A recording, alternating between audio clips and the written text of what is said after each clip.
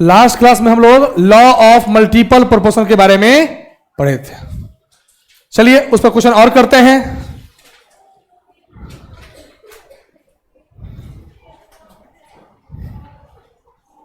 चलिए देखिए, law of multiple proportion के बारे में हमने पढ़ा था और इसमें जाना था कि दो एलिमेंट होने चाहिए और मोर देन वन कंपाउंड बनने चाहिए, जिसमें एक एलिमेंट का मास का रेशियो क्या होना चाहिए, फिक्स होना चाहिए, और दूसरे एलिमेंट का मास का रेशियो मोर देन वन होना चाहिए। उसे क्या बोलते हैं, मल्टीपल प्रोपोर्शन कहते हैं ना। जैसे इस क्वेश्चन को देखिए गौर से, कहता है carbon combines with hydrogen, carbon combines with hydrogen in PQR, the percentage of hydrogen in PQR are 25, 14.3 and 7.7 respectively, है ना। कहता है किस लॉ को ये फॉलो कर रहा है, सुनिएगा अच्छे से। कहता है कि कार्बन और हाइड्रोजन मिलकर के तीन कंपाउंड बना रहे हैं। कंपाउंड का यहां नाम लिखा है क्या, एक P, दूसरा Q और तीसरा क्या R। मतलब कि P में भी कार्बन है और हाइड्रोजन है, Q में भी कार्बन है और हाइड्रोजन है, और R भी एक कंपाउंड है जिसमें कार्बन है और क्या है, हाइड्रोजन है। मतलब कि P जो कंपाउंड है, PQR जो है, वो दो एलिमेंट से मिलकर बने हैं, कार्बन और हाइड्रोजन से। P में जो हाइड्रोजन है वो कितना परसेंट दिया हुआ है, 25%। Q में देखो, इसमें हाइड्रोजन का परसेंटेज दिया हुआ है, PQR कंपाउंड में हाइड्रोजन का परसेंटेज दिया हुआ है, that one is 14.3% and last one is 7.7% दिया है ना। अगर दो एलिमेंट से मिलके बना है और एक का दिया है तो दूसरा निकाल सकते हैं ना, 100 माइनस करके। तो 100 से घटाएंगे क्या मिलेगा आपको, 75%। ये क्या मिलेगा, 85.7%, और ये क्या मिलेगा, 92.3% निकलेगा ना। देखो यहीं पर असली खिलाड़ी खेल खेलता है कैसे। इस दोनों में छोटा वैल्यू कौन है, 25, उससे डिवाइड करूंगा 25 से, ये भी 25, इसको भी डिवाइड किया 25 से। इन दोनों में छोटा वैल्यू कौन, 85.7 बाई कितना, 14.3, 14.3 बाई कितना, 14.3। इस दोनों में वैल्यू छोटा कौन, 92.3 बाई 7.7, 7.7 बाई कितना, 7.7, है ना। ठीक है ना।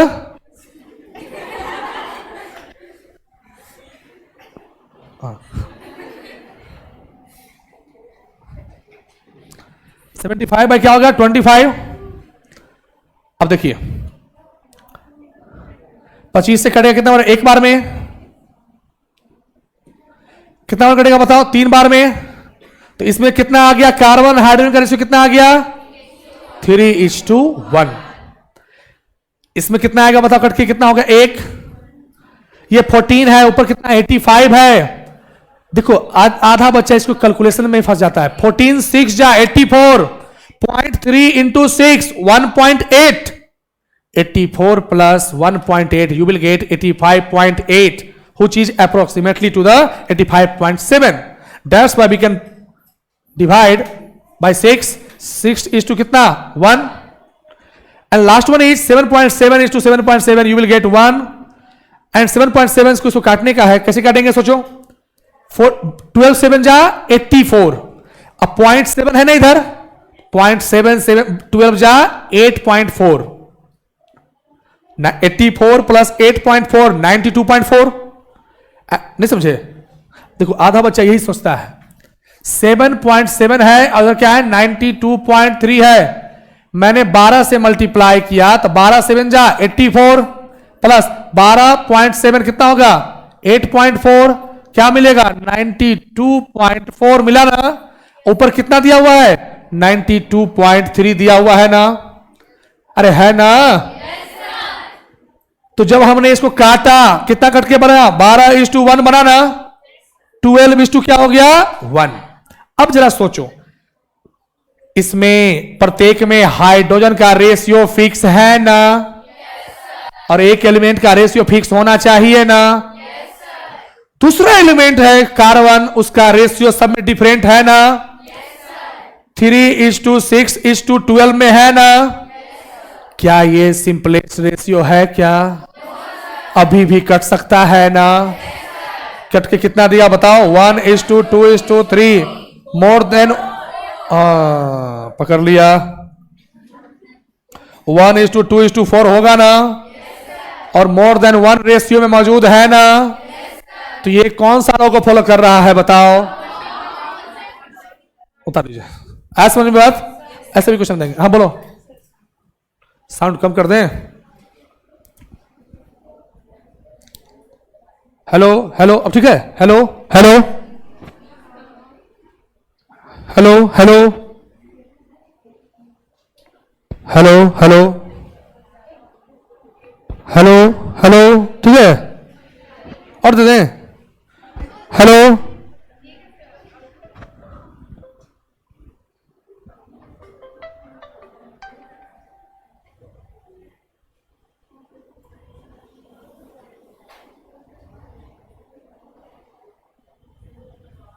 चलिए देखिए, उतार लिए इसको, उतार लिए। अब हम मुंह से बोलेंगे हेलो। चलिए नेक्स्ट लिखिएगा। अब आइए नेक्स्ट टॉपिक। अब समय नहीं है, लिखो लॉ ऑफ रेसिप्रोकल प्रोपोर्शन।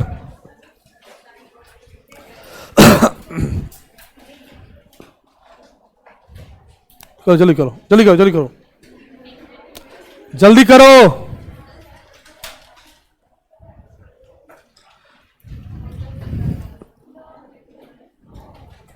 हो गया ना? अब सुनिए, लॉ ऑफ रेसिप्रोकल प्रोपोर्शन सुनिएगा। इसको समझना एक चैलेंज होता है, और उस चैलेंज को समझने के लिए थोड़ा ध्यान से 1 मिनट के लिए कलम छोड़ दो। सब लोग का दिमाग इधर होना चाहिए। देख रहे हो ना? सुनो, लॉ ऑफ रेसिप्रोकल प्रोपोर्शन के लिए पहला कंडीशन 3 एलिमेंट होने चाहिए। कितना एलिमेंट? मल्टीपल प्रोपोर्शन 2 चाहिए था, इसमें कितना चाहिए? 3। पहला बात सुनो, कोई भी 3 एलिमेंट चाहिए। मान लीजिए मैं आपके सामने पहला एग्जांपल करूंगा, देन आपको इसको लिखूंगा, ठीक है ना? मान लीजिए 3 एलिमेंट लिया, मान लो एक हाइड्रोजन, दूसरा सल्फर और तीसरा क्या? ऑक्सीजन। मान लो हमने 3 एलिमेंट लिया। इसका नाम रख देता हूं first element, second element and it is the third element. First element को, सेकेंड एलिमेंट को बारी बारी से थर्ड एलिमेंट से रिएक्शन कराएंगे। H और S क्या अगर कंपाउंड बनेगा तो क्या बनेगा पता है ना? H2S। H और O का कंपाउंड बनेगा तो क्या बनेगा? H2O बनेगा ना? अभी देखना, कलम एक नहीं चलाना। हाइड्रोजन और सल्फर का मास का रेशियो कितना होगा? 2:32। हाइड्रोजन का मास कितना होता है? 2 होता है ना? सल्फर का मास 32 होता है ना? कितना निकलेगा बताओ? 1:16। इसमें कितना है? 2:2 कितना? 16। क्या निकला रेशियो? 1:8। इस दोनों केस में हाइड्रोजन का मास फिक्स है ना? इसमें भी 1, इसमें भी 1। लेकिन इसमें किसका किसका मास फिक्स नहीं है बताओ? सल्फर और ऑक्सीजन का। तो सल्फर और ऑक्सीजन का जब रेशियो देखते हैं, सल्फर और ऑक्सीजन का रेशियो देखते हैं, क्या निकलता है? 16:8। इधर 16, इधर कितना? 8। तो दोनों का रेशियो क्या निकला? 2:1। तो इस रेशियो को बोलते हैं इनडायरेक्ट रेशियो। क्या बोलते हैं डियर? Indirect ratio. क्योंकि ये जो रेशियो निकला है वो हाइड्रोजन के रिस्पेक्ट में निकाला गया है, सल्फर और ऑक्सीजन का रेशियो निकाला गया ना? समझ आ रहा बात? अभी तो लग रहा होगा हार्ड, लेकिन हार्ड है नहीं, समझाने के तौर समझा रहे हैं, ठीक है? उसके बाद सल्फर और ऑक्सीजन का डायरेक्ट भी कोई कंपाउंड बनता है क्या? क्या बनता है बताओ? सल्फर डाइऑक्साइड बनता है ना? तो कैसे बना रहे हैं सुनिए। सल्फर है, ऑक्सीजन है, बैलेंस करने आता है ना? इस डिस्कस करेंगे आगे। कहां? केमिकल बॉन्ड में। यहां समझ लो सल्फर डाइऑक्साइड बनता है। सल्फर का मास का रेशियो कितना है? 32। ऑक्सीजन कितना होगा? 32। एक ऑक्सीजन 16, 2 ऑक्सीजन कितना होगा? रेशियो कितना हो जाएगा बताओ? 1:1 हुआ ना? यहां पर सल्फर और ऑक्सीजन का डायरेक्टली रेशियो निकाला है ना, इस रेशियो को बोलते हैं डायरेक्ट रेशियो। क्या बोलते हैं? ठीक है ना। एक बार हमने हाइड्रोजन के रिस्पेक्ट में दोनों एलिमेंट का रेशियो निकाला, एक बार हमने डायरेक्ट निकाला ना। अब उसके बाद इनडायरेक्ट और डायरेक्ट का रेशियो निकालेंगे। इनडायरेक्ट का रेशियो कितना देखो बताओ तो, इनडायरेक्ट का रेशियो बाय डायरेक्ट का रेशियो क्या आ गया? 2/1। इसका कितना है? 1/1। जब इसको काटो तो कितना निकलेगा? 2:1। 2:1 निकला ना, क्योंकि कैसे निकला? 2/1, 1 ऊपर गया, क्या हो गया? 2/1 होगा ना। ये बताओ 2/1 सिंपलेस्ट रेशियो में है ना? इसी सिंपलेस्ट रेशियो को बोलते हैं रेसिप्रोकल प्रोपोर्शन। क्या बोलते हैं? Reciprocal proportion. आया समझ में? नहीं समझे फिर समझाता हूं, सुनिएगा इधर। नहीं समझे तो फिर समझाता हूं। 3 एलिमेंट लेंगे, उस अभी प्लीज डिस्टर्ब मत करो। मैं चाहूं तो इसको 6 महीना, चाहते हो एक चैप्टर 6 महीना चले? बहुत चैप्टर है, केमिस्ट्री से बड़ा समुद्र। केमिस्ट्री अगर बड़ा सब्जेक्ट है तभी तो 3-3 सब पार्ट होता है इसका, ऑर्गेनिक, फिजिकल, इनऑर्गेनिक। हाँ, उसमें मस्तिष्क से काम चलेगा? बीच में आ रहा है यार, कहां चल जाता है ये लोग बीच में? हाँ, बैग लेने चली जाती है। बैग बाद में तो ले सकती हो, बहुत भीड़ हो जाता है, 150 पहले ले लेते हैं। अच्छा बात है, तो इससे पहले बहुत पहले जन्म ले लेते। धरती पर बहुत भीड़ होने वाला था। क्या क्या क्या कॉन्सेप्ट लगाती हो? देखो यार, छोड़ो। तो कोई पूछेगा लॉ ऑफ रेसिप्रोकल प्रोपोर्शन क्या क्या कहोगे? एक बार निकालेंगे इनडायरेक्ट रेशियो, दूसरे बार डायरेक्ट रेशियो, फिर उनका रेशियो। अब वो जो रेशियो निकलेगा ना, उसे क्या बोलते हैं? सिंपलेस्ट फॉर्म में निकला ना, इसी को बोलते हैं लॉ ऑफ रेसिप्रोकल प्रोपोर्शन। आया समझ बात? चलो एक और एग्जांपल समझाते हैं, तब ज्यादा क्लियर होगा। अभी उतारना मत, इसे मिल जाएगा पीडीएफ, टेंशन नहीं लो। देखो यार ध्यान से, रुक जाओ। देखो एक और एग्जांपल तब उदाहरण देंगे, देख रहे हो ना? एक और एग्जांपल समझो। मान लो ले लिया एक कार्बन, हाइड्रोजन और ऑक्सीजन, 3 एलिमेंट ले लिया। देखो हाइड्रोजन और कार्बन जब रिएक्शन करता है कौन सा कंपाउंड बनता है? CH4। कार्बन ऑक्सीजन क्या बना? CO2। कार्बन का मास कितना? 12। हाइड्रोजन का मास कितना? 4। एक का 1, 4 का 4। कार्बन 12, ऑक्सीजन कितना? 32। काटोगे कितना हो गया? 4 से काटेंगे तो 3:8। ये कितना हो गया? 3:, क्या 1 हुआ ना? इसमें देखो कार्बन, इसमें भी 3 है, इसमें भी कार्बन 3 है ना? तो कार्बन का रेशियो तो फिक्स हो गया। तो किसका किसका अलग है? हाइड्रोजन ऑक्सीजन का। हाइड्रोजन का रेशियो कितना निकला इधर बताओ? 1। इधर कितना? 8 निकला ना? इसका इधर 1, इसका ऑक्सीजन कितना है? 8 है ना? इस रेशियो को बोलते क्या है? 1/8। क्या बोलेंगे इसको? Indirect ratio. एक बार निकालेंगे इनडायरेक्ट रेशियो, और उसके बाद देखो डायरेक्ट कैसे निकालेंगे? इसका H और O क्या बनेगा? H2O। क्या हो गया? 2:16। क्या बोले तो? 1:8। ये कौन सा रेशियो निकला बताओ? Direct ratio. अब इनडायरेक्ट रेशियो अगर वो भी रेसिप्रोकल में निकला, डायरेक्ट रेशियो वो भी अगर सिंपलेस्ट फॉर्म में निकला, तो क्या कहेंगे? 1/8/1/8 कट कितना होगा? 1:8। क्या हो गया? सिंपलेस्ट फॉर्म में है ना? इसी को कहते हैं लॉ ऑफ रेसिप्रोकल प्रोपोर्शन। अब आया समझ में? अब इसका पहले लिखो डेफिनेशन, उसके बाद इस पर आते हैं। पहले डेफिनेशन देखो, मैं डेफिनेशन को मैं तुरंत लिख रहा हूं ताकि समझ में बार बार आए। लिखो किसने दिया इस लॉ? सुना? अरे आया समझ में? लिखो गिवन बाय, किसने दिया? लिखो गिवन बाय रिचर। रिचर नाम के साइंटिस्ट थे जिन्होंने इस लॉ को दिया था। कब दिया? 1818 में। कब? कभी नहीं पूछा। रिचर कभी पूछ देता है।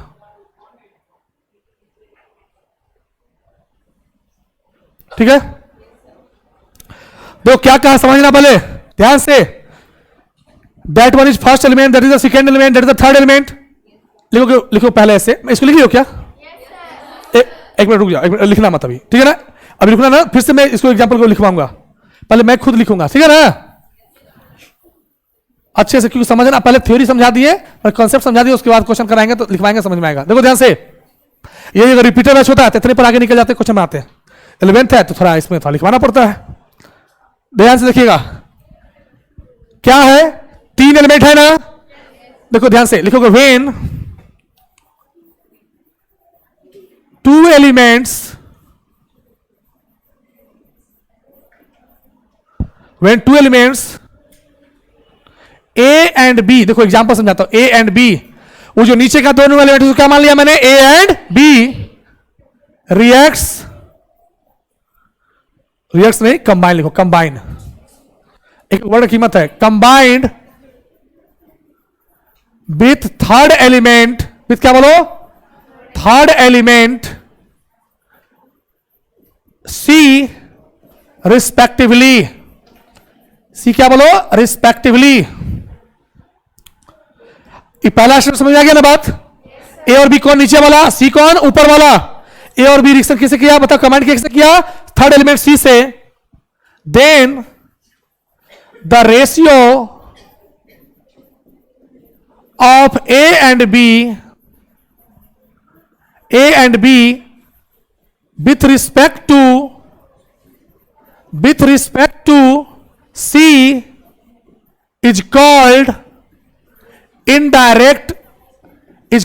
Indirect ratio. माने देखो, ए और बी का रेशियो किसके रिस्पेक्ट में, सी के रिस्पेक्ट में, इसको क्या बोलेंगे बताओ, इनडायरेक्ट रेशियो। यहां तक समझ में आ गया ना। When A and B combined directly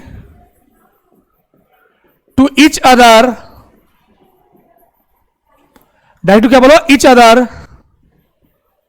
that ratio is called क्या बोले, बोलो, direct ratio. The ratio between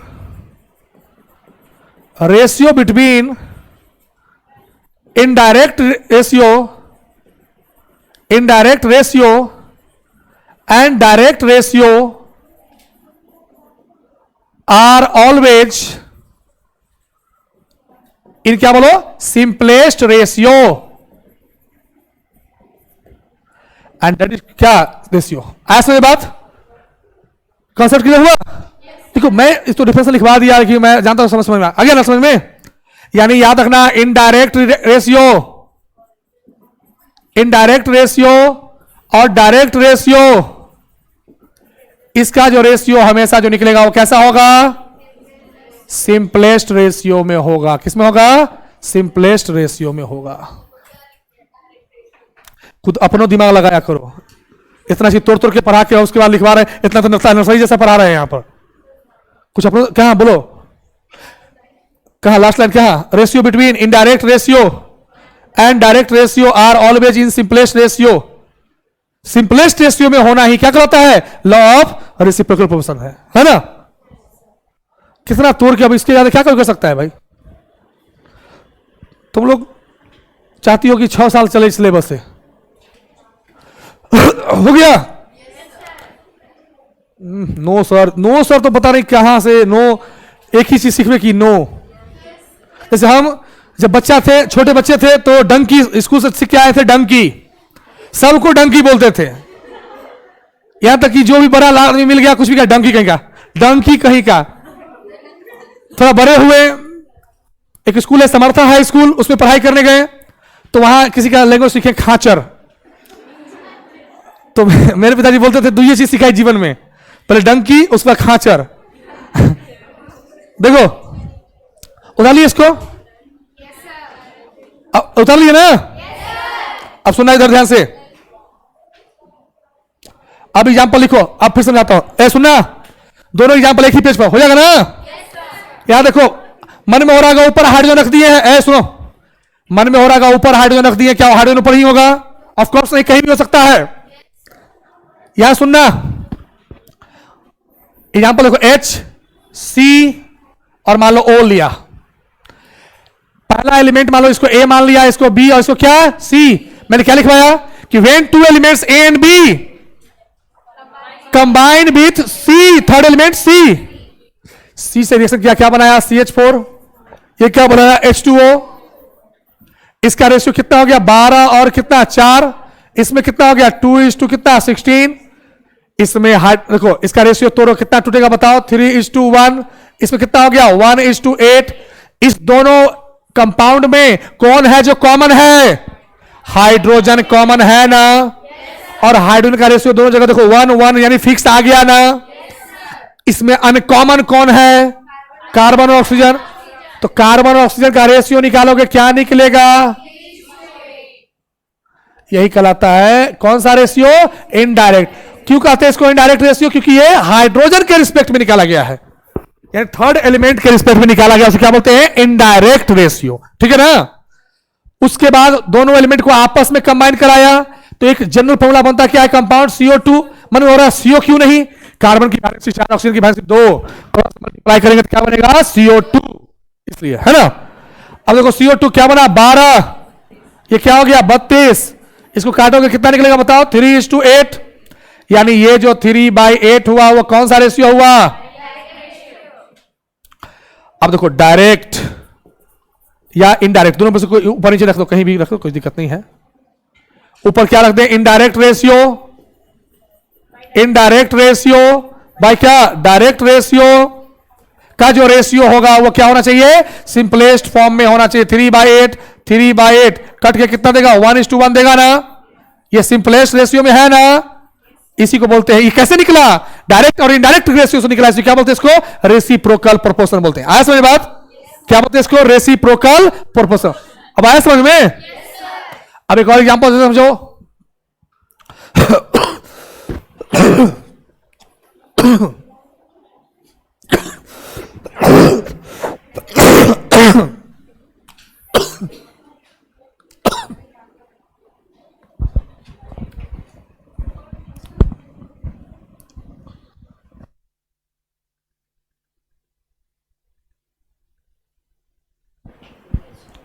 ये क्या बनेगा?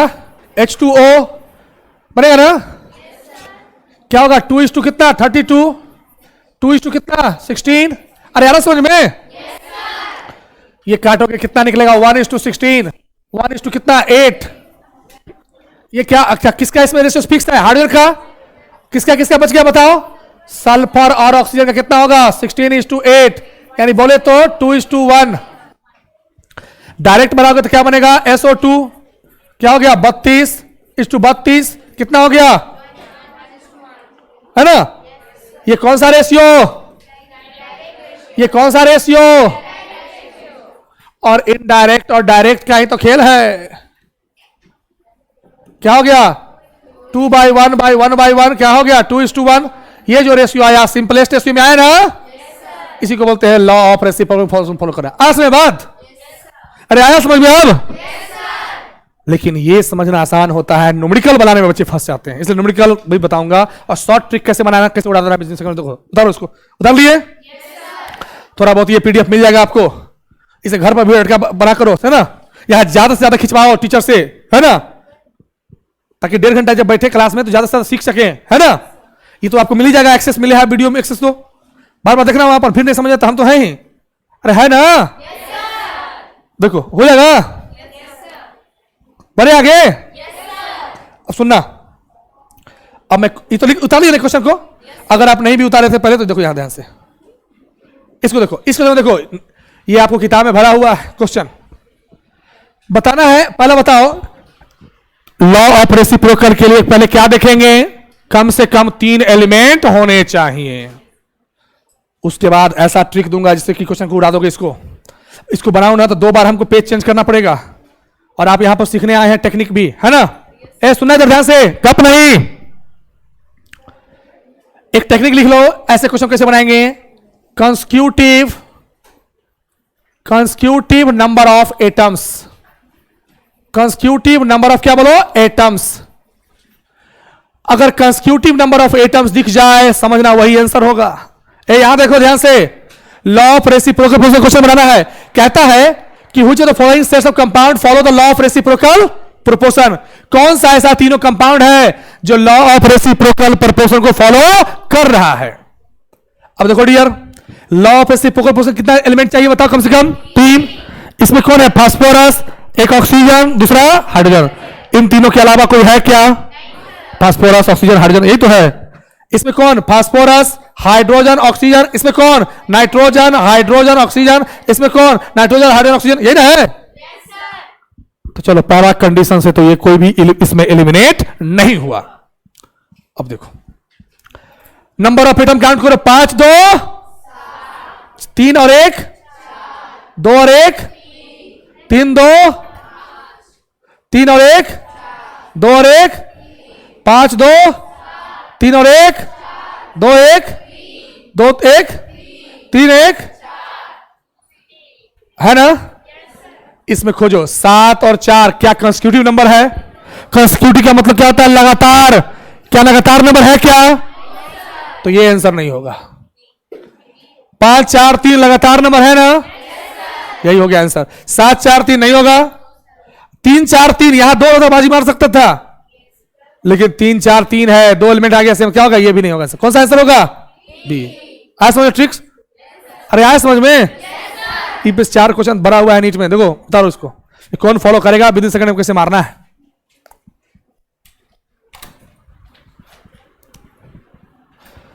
अब देखिए ध्यान से,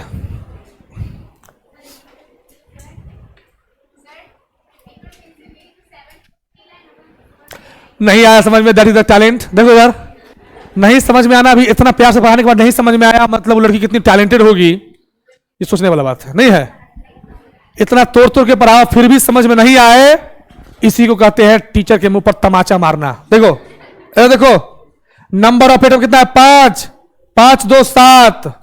नंबर ऑफ 3 यहां कुछ है तो क्या 1 है ना, 3 और 1 4। कितना तोड़ रहे हैं यार, नहीं है समझ में अभी भी? अच्छा इसको बनाओ तो कुछ लिखो तो इसे। लॉ ऑफ रेसिप्रोकल क्वेश्चन है, दिख रहा है इसमें आधा बच्चा जो नीट की तैयारी करता है कैलकुलेशन से भागता है और हम उसको भागने नहीं देंगे। देखो कैसे बनाएंगे, उतार ली इसको, करो जल्दी जल्दी जल्दी जल्दी, फांसी उतारो। तुम बहुत स्लो हो यार, अभी भी लगता है 6 7 8 में पढ़ रहे हो क्या भाई? 11th में आए हो, बहुत टॉपिक पढ़ना है। क्या नहीं हो? मशीन नहीं हो, वाह, तो बनो। मशीन नहीं है, ये पहली लड़की बोली कि हम मशीन नहीं हैं, हम थ्रेसर हैं। देखो देखो यहां देखो, अच्छा यहां देखिए ध्यान से, हो गया क्या? अरे भाई ये मिलेगा आपको ऐप पर,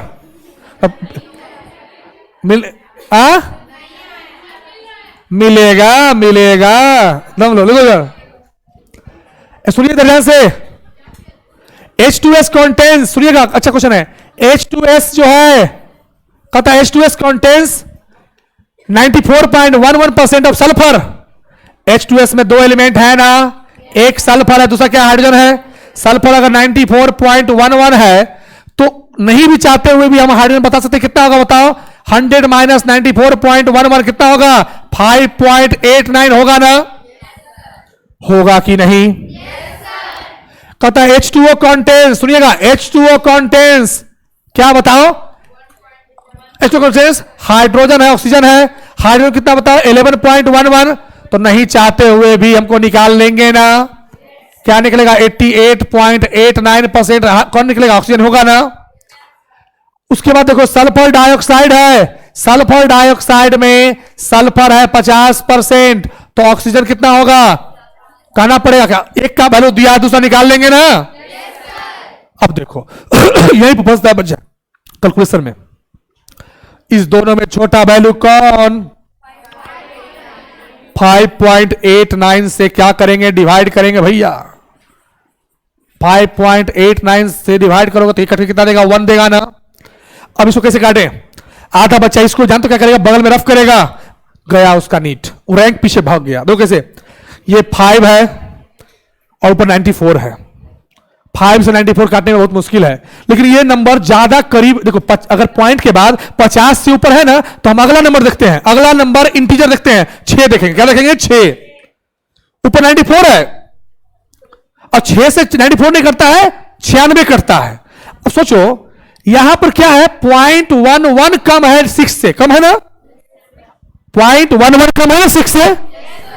16 6 या 96 होता है ना, तो 0.11 इंटू 16 कितना होगा, 1.76 होगा ना, तो गुना भी तो आना चाहिए। और 1.96 हुआ, 76 हुआ, तो 96 में से अगर 1.76 घटाओगे तो क्या निकलेगा, 94.24 होगा ना, जो कहीं ना कहीं 94.11 के करीब है ना। और याद रखना केमिस्ट्री का न्यूमेरिकल इसलिए लोग को हाथ लगता है कि कैलकुलेशन ही नहीं होता है सही से, कैलकुलेशन फास्ट होना चाहिए। तो इसको जब काटोगे ना तो कितना कट के होगा बताओ, 16 कितना होगा बताओ, 16 इस टू कितना 1, 16 इस टू कितना बोलो 1। हमेशा अगर फ्रैक्शन में आए भी ना तो उसका अगला नंबर होल नंबर लेना, क्या लेना, जैसे इसको काटोगे ना तो एग्जैक्ट वैल्यू आएगा 15.86, 15.86। तो 15.86 फ्रैक्शन में है कि इंटीजर में है, फ्रैक्शन में है, तो इसका होल नंबर कन्वर्ट को कितना होगा 16 ले लेंगे, क्या लेंगे उसका बताओ, इसमें क्या लेंगे बुआ बताओ, 16 करेंगे, क्या करेंगे 16 हो जाएगा ना। इधर देखो 11.11 88.88, इसमें छोटा वैल्यू कौन 11.11, 11.11 ये कट कितना देगा 1 देगा ना, ये कितना करके देगा 8। इसमें देखो ये तो और आसान है, 50 है, ये भी 50 है, 50 बाई 50, 50 बाई 50 होगा ना, 1:1 होगा ना। अब जरा सोचो इसमें हाइड्रोजन है, इसका रेशियो 1 है, तो बताया था ना 2 एलिमेंट को तीसरा से कराएंगे, तीसरा का रेशियो तो फिक्स रहता था ना, तो पहला और दूसरा का रेशियो कितना निकला बताओ 16:8, क्या निकलेगा 2:1, 2:1 को क्या बोलते हैं, इनडायरेक्ट रेशियो बोलते हैं ना, क्या बोलते हैं, इनडायरेक्ट रेशियो बोलते हैं ना। और इन दोनों का ये 1:1 क्या है, डायरेक्ट रेशियो है, अरे है ना। और इनडायरेक्ट और डायरेक्ट का जो रेशियो होता है क्या बोलते हैं, लॉ ऑफ रेसिप्रोकल प्रोपोर्शन बोलते हैं ना। तो बताओ क्या हो गया 2/1/1/1 क्या निकलेगा 2:1, यानी यही क्या हो गया रेसिप्रोकल प्रोपोर्शन हुआ ना। ऐसे न्यूमेरिकल बनाते हो जाएगा। तो एग्जाम में आपसे ऐसे ही पूछेगा कितना इसका रेसिप्रोकल प्रोपोर्शन होगा, या पूछ देगा कौन सा लॉ को फॉलो कर रहा है, संयोग से ये रेसिप्रोकल फॉलो कर रहा है कि नहीं, क्या कहेंगे यस, हाँ ये फॉलो कर रहा है। उतार दीजिए, आया समझ बात, अरे आया समझ में, उतारो। किसको हो गया भाई, हो गया ना, हाँ जल्दी कर लेना भाई।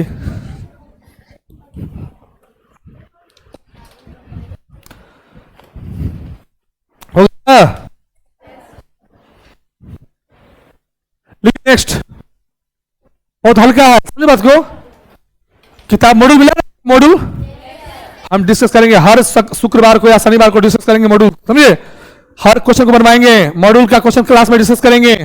आया समझे बात, इसलिए मॉड्यूल कोशिश कीजिएगा, ट्राई टू लेके आइए, कब कब, शुक्रवार और शनिवार को। हाँ तो शुक्रवार क्लास मॉड्यूल लेके आएंगे, ठीक है ना, ठीक है। देखो नेक्स्ट,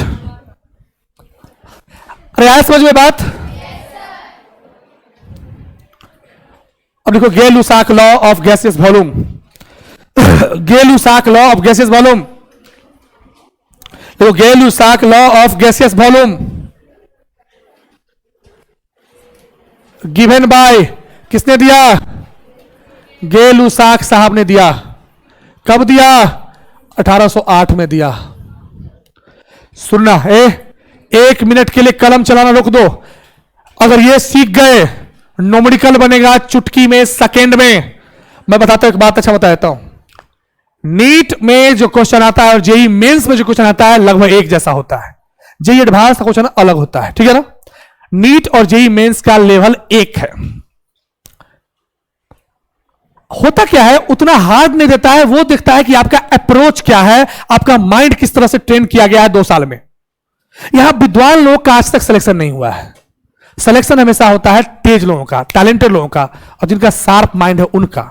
टीचर यही करते हैं कि जैसे हम अभी आपको सोचना सिखा दिए ना, कैसे अब आपका दिमाग उस तरह से चल रहा होगा, जैसे वरना मैं भी बगल में रफ करता, देखो मैं अपना टैलेंट जोड़ घटाव में नहीं दिखूंगा, कैसे अप्रोच लेकर कैसे मारना है आंसर वो में है ना। या कॉन्सेप्ट में गैस-लुसाक साहब ने क्या कहा समझना।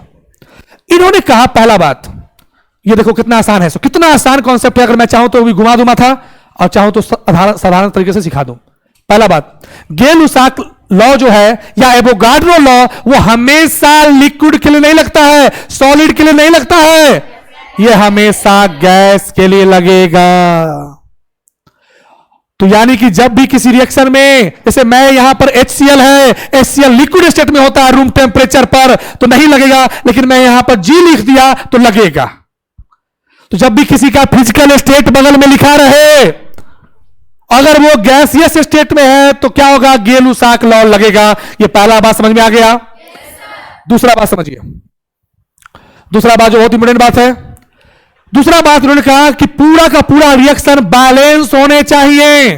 क्या होना चाहिए बताओ, बैलेंस होने चाहिए। तीसरा बात, बैलेंस करने के लिए हम होल नंबर का यूज करेंगे ना, उस होल नंबर को एक केमिस्ट्री में नाम दिया जाता है, उसे कहते हैं स्टोइचियोमेट्रिक कोएफिशिएंट। क्या बोलते हैं, स्टोइचियोमेट्रिक कोएफिशिएंट, है ना। ठीक है, तीसरा बात समझ में आ गया। और सुनना, जैसे मैं समझाता हूं क्या कहना चाहता हूं मैं, देखो ध्यान से। मान लो H2 गैस है, Cl2 गैस है, दोनों आपस में मिलकर क्या बनाया, 2HCl गैस बनाया। क्या ये बैलेंस है? अगर बैलेंस है तो ठीक है, नहीं बैलेंस करेंगे, है ना, ये तो ऑलरेडी बैलेंस है ना। अब सुनना, इसके आगे स्टोइचियोमेट्रिक कोएफिशिएंट कितना लगा हुआ है, इसके आगे कुछ नहीं, तो इसका मतलब क्या है, 1 है, 1। इसका कितना लगा हुआ है, 1। इसका कितना लगा हुआ है, 2।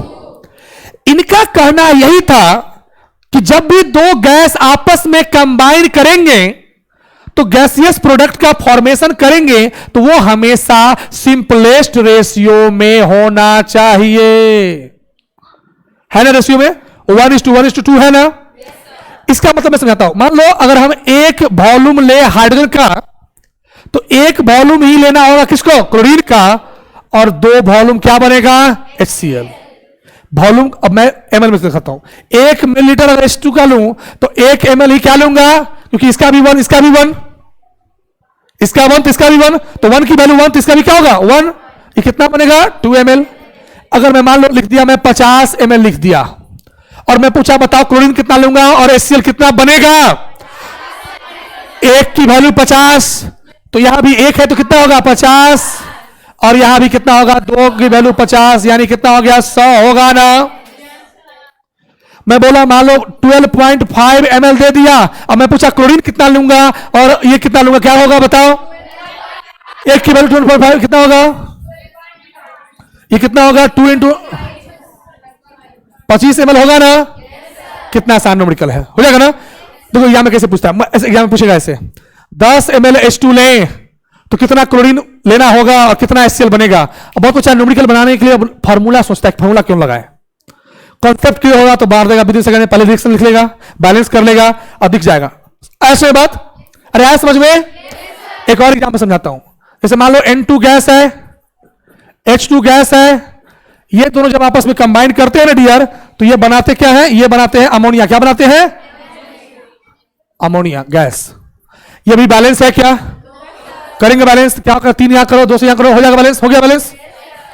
समझो इसका मतलब, इसका मतलब क्या है, 1 वॉल्यूम N2 लिया, 3 वॉल्यूम H2 लिया, तो 2 वॉल्यूम ही बना क्या, NH3।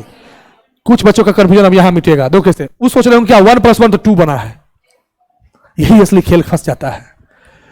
बहुत लोग इसमें ऐसे ही बैठे होंगे, लड़की लोग सोचे होंगे कि 1 + 1 तो 2, इसलिए 1 ml तो 2 ml, 50 50 100 ऐसे इसलिए कर रहे हैं शायद। नहीं, जिसका जितना स्टोइचियोमेट्रिक कोएफिशिएंट होगा उसी से मल्टीप्लाई करना है। अब यहां देखो 1 वॉल्यूम 3 वॉल्यूम तो 4 होना चाहिए था, नहीं, यही तो केमिस्ट्री है। 1 वॉल्यूम जब हमने N2 लिया तो उसके लिए हमको 3 वॉल्यूम बैलेंस करेंगे, बैलेंस के अकॉर्डिंग सोचेंगे। 3 वॉल्यूम H2 लिया तब हमको 2 वॉल्यूम क्या बनेगा, क्या बनेगा, अमोनिया बनेगा। अब मान लो क्वेश्चन देखो कैसे पूछेगा कि व्हेन 10 ml अगर हम N2 लें तो भैया बताइए कितना H2 बनेगा और कितना अमोनिया बनेगा। कॉन्सेप्ट क्लियर है, कितना होगा 30 ml, कितना बनेगा 20 ml। पता है क्या हुआ, इसमें जो 30 ml लेना तो पड़ा है ना, क्योंकि 3 मोल की वैल्यू कितना है 30 है, यानी 1 की वैल्यू कितना है 10 ही है ना। नहीं समझे ऐसे मोल कॉन्सेप्ट इसलिए मोल कॉन्सेप्ट बहुत हार्ड लगता है, वो बहुत हल्का है। मैं तो कहता है ना केमिस्ट्री जब जैसे जैसे पढ़ाऊंगा ना, मैं जैसे जैसे आपके सामने नजदीक आते जाऊंगा, क्लास पढ़ाते जाऊंगा, आपको सबसे ज्यादा सब्जेक्ट में इंटरेस्टिंग लगेगा केमिस्ट्री सब्जेक्ट। धीरे धीरे आप आने दो ना, ये सब शुरू हुआ है 5-6 दिन हुआ है ना, जब 2-4 महीना हो जाए उसका केमिस्ट्री क्लास आप कहीं से भी चाहोगे कि ऑनलाइन ऑफलाइन दोनों तरफ से पढ़े। देखो सीखना है, हर चीज सीखोगे ना। देखो हंस देखो बताता हूं, मैं चाहूं तो आपको टाइट होकर के भी आपको हल्का फुल्का पढ़ा के निकल जाओ। मैं चाहता हूं हर चीज लिखवाऊं सिखाऊं, और ज्यादा से ज्यादा हमको पढ़ाने दीजिए। आप लिखते हो ना तो उसमें समय व्यतीत होता है कि नहीं? वो तो आपको मिल ही जाएगा, टेंशन नहीं लेना है। तो थोड़ा तेज लिखना चाहिए, आपको कॉपरेट करना चाहिए कि ज्यादा से ज्यादा इनसे सीख सके। आप दूर से आते हो सीखने के लिए आते हो ना, अरे बोलो ना। देखो इधर मान लो अगर 5 ml ले N2 तो H2 कितना बनेगा बताओ? 15 ml। तो ये कितना बनेगा? 10 ml। आया समझ बात? तो कहीं ना कहीं किसके बेसिस पर ये कर रहे हैं बताओ तो? सिंपलेस्ट रेशियो पे कर रहे हैं ना। यही गेलुसाक साहब का कहना था कि जब भी अगर दो गैस आपस में कंबाइन करके एक गैसियस प्रोडक्ट का फॉर्मेशन करेंगे तो हमेशा वो सिंपलेस्ट रेशियो में ही कंबाइन करेंगे, यही कहना था। आया बात समझ में? तो लिखोगे इसका कॉन्सेप्ट, ठीक है ना? इसको मैं अगला पेज में लिखता हूं, अगला पेज में लिखता हूं, फिर इस पे आऊंगा, है ना? लिखोगे when two gases when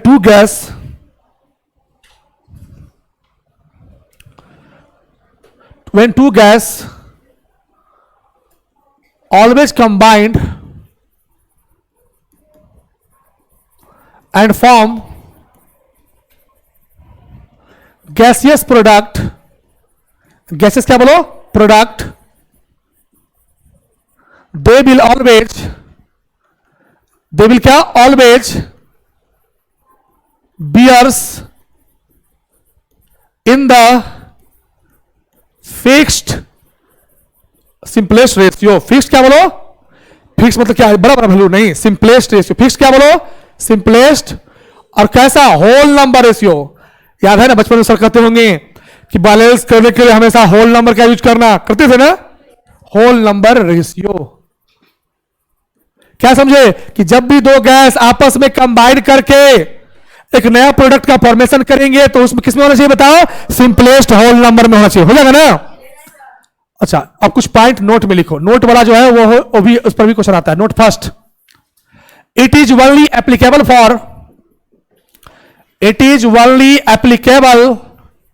for gaseous state. ये किसके लिए ओनली एप्लीकेबल है डियर? बताना। अगर ये क्वेश्चन पूछेगा कि अगर कोई लिक्विड है या सॉलिड है तो कौन सा लॉ फॉलो नहीं करेगा, क्या कहोगे? गेलुसाक लॉ फॉलो नहीं होगा। ठीक है ना? कॉन्सेप्ट क्लियर करना होगा। सेकेंड देखो, balancing of the reaction is needed. इसके लिए हमको सबसे पहले क्या करना होगा? रिएक्शन क्या होना चाहिए? बताओ कैसा होना चाहिए? बैलेंस्ड होना चाहिए। नीडेड है, जरूरी है। And by whole number. और किससे बैलेंस करेंगे बताओ? होल नंबर से। इज नोन एज क्या बोलो? Known as stoichiometric coefficient. अरे समझ बात? जो होल नंबर लेंगे उसे क्या बोलते हैं बताओ डियर? स्टाइचोमेट्रिक कोएफिशिएंट बोलते हैं, है ना? केमिस्ट्री में उसको कहते हैं स्टाइचोमेट्रिक कोएफिशिएंट। कोई दिक्कत है? Third concept, if physical state is liquid और solid, then we cannot determine their volume. अगर लिक्विड और सॉलिड से तो उसका कभी मान लो किसी में कुछ पूछ दिया, लिक्विड में लिख दिया तो उसका वॉल्यूम क्या करेंगे? डिटरमाइन नहीं करेंगे। चौथा, it is not applicable for mass. और ऐसा नहीं कि मास के लिए भी बताने लगना, मास के लिए एप्लीकेबल नहीं है, है ना? गेलू साकलो क्या है, मास के लिए एप्लीकेबल नहीं है। यही सबसे बड़ा बात जो है नीट में पूछता है, जहां पर एसआर सम रीजन में तो बच्चे फंस जाते हैं क्योंकि उनको थ्योरेटिकल कॉन्सेप्ट क्लियर नहीं होता है। हो जाएगा, आया समझे बात? लिख लो, थोड़ा फास्ट लिखोगे तो ज्यादा फायदा पड़ा होगा। हो गया? वाह, कौन नो कहा भाई? वाह, सी इज सो टैलेंटेड। इस जमाने में भी नो बोल रही है। इतना महंगाई के जमाने में नो बोलना जरूरी है क्या? देखो, हो गया? अब कोई नो ना है भाई। हो गया? अब देखो भैया, अब इस एग्जांपल को लिखो, अब एग्जांपल को लिखो, अब एग्जांपल लिखो। है समझ में? एग्जांपल लिखो। अभी क्वेश्चन देंगे, बिजली सेकंड मारोगे आंसर, उतारो।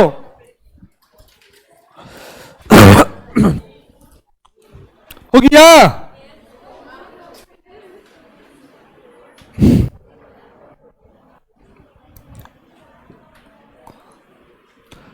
हो गया तो कहना।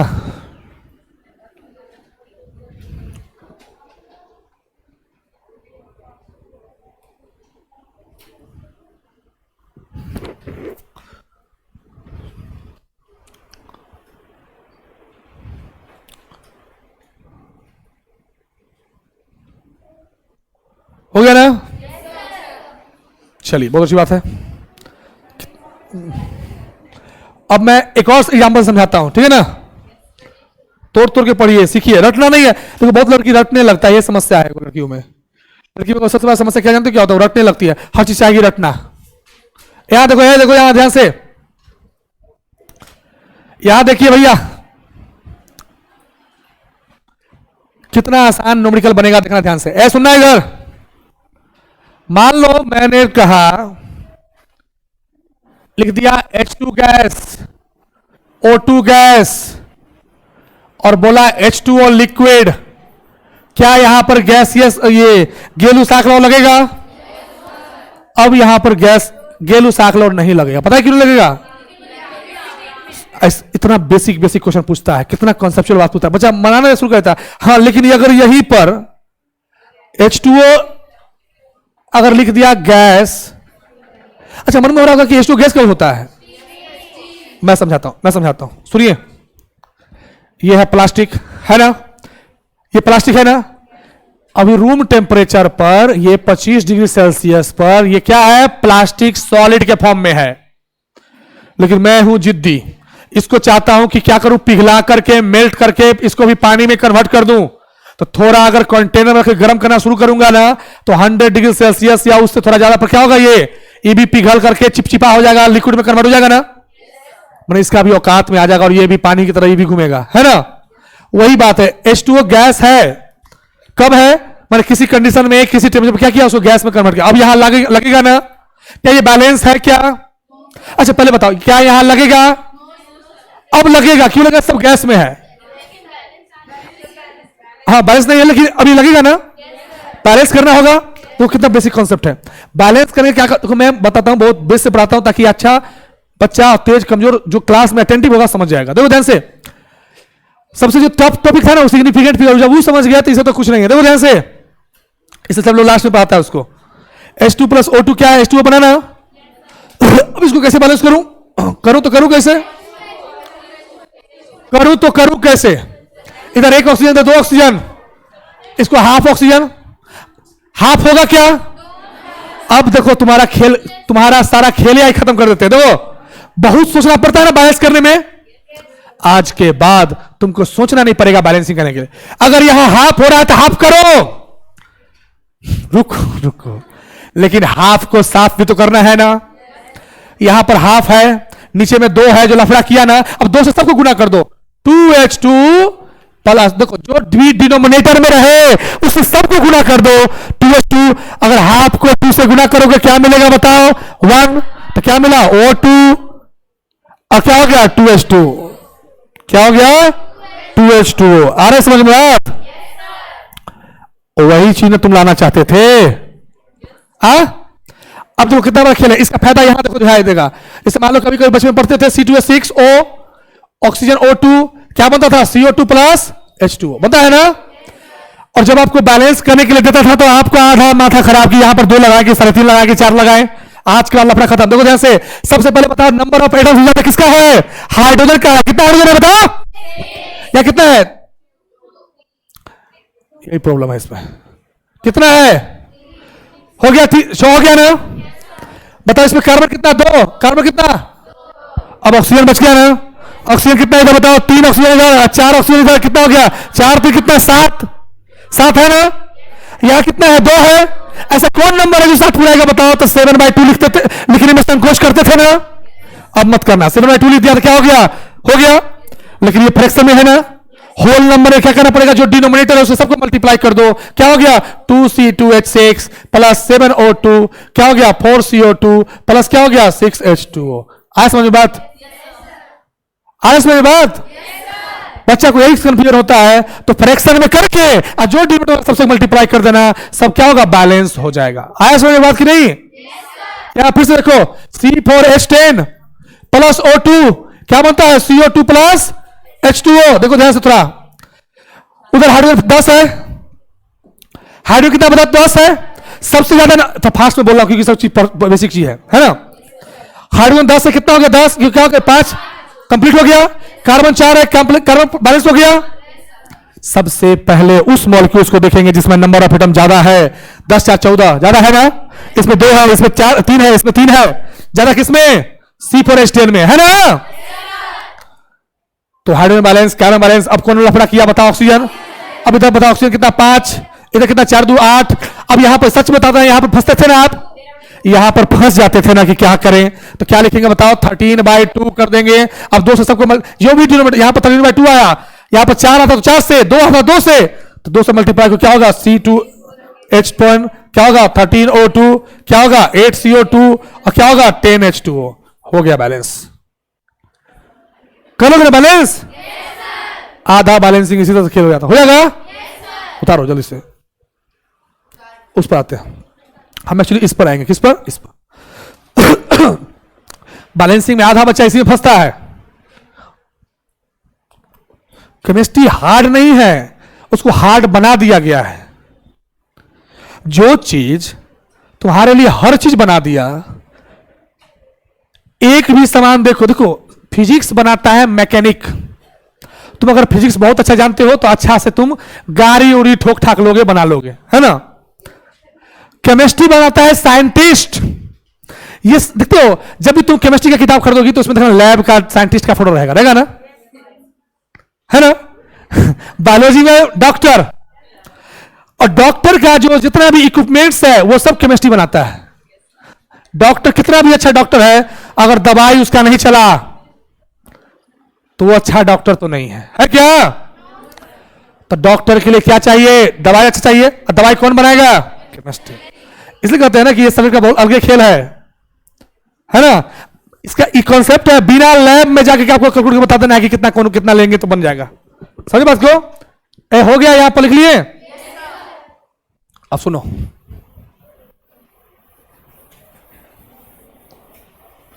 बैलेंस का नाम आसान हो गया ना। अब तो कुछ घर से कर लोगे?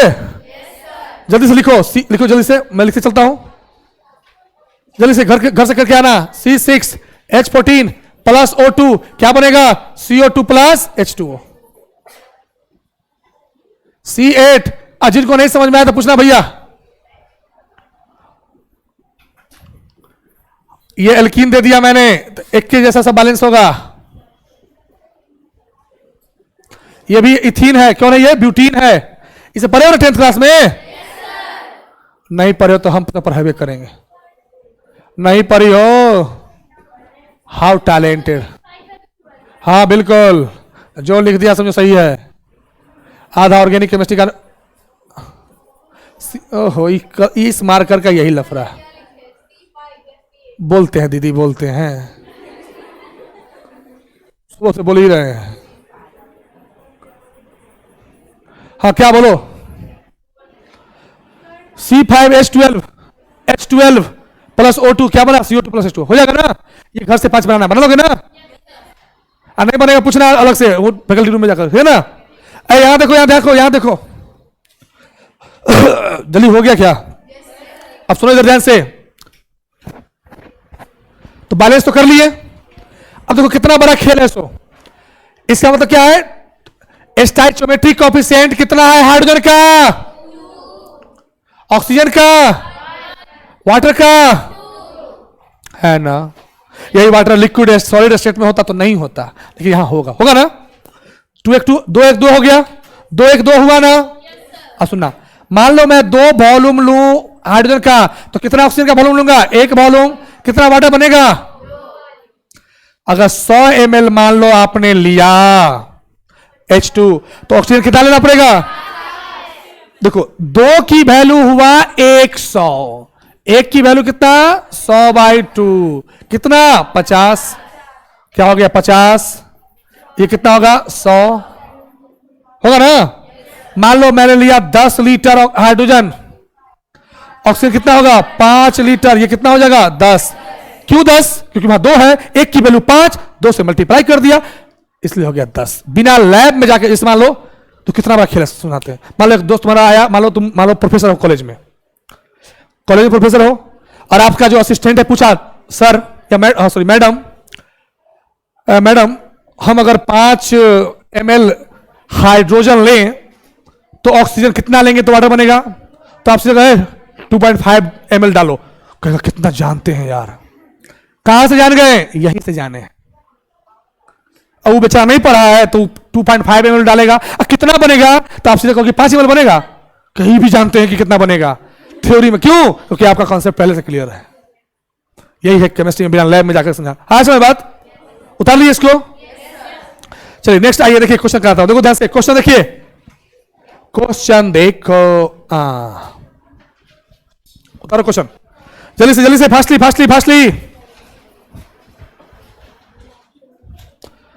फास्ट। क्या बात हो, नींद आ रहा है क्या? तो क्या कर रही हो?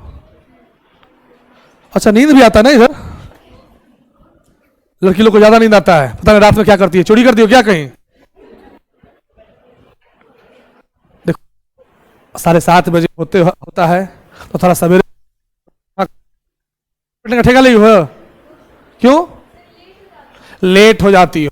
वाह कितना आंसर दी। सब लेट हो जाते हैं, डेट्स वाई हम लोग पीछे बैठते हैं। यही क्या है ना?